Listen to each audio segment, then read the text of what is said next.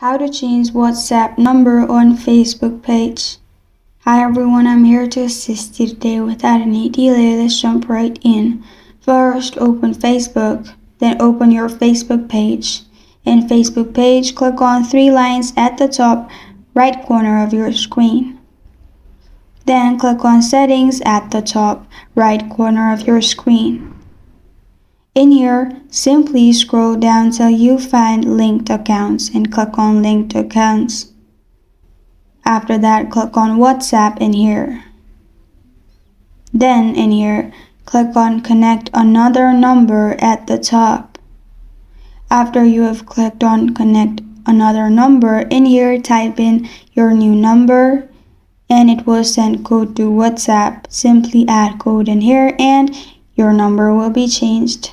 This is how to change WhatsApp number on Facebook page. Thank you for joining me today. If this video helps you out, please leave a like and subscribe for more. Got a question or want to suggest a topic? Comment below. Thank you for watching.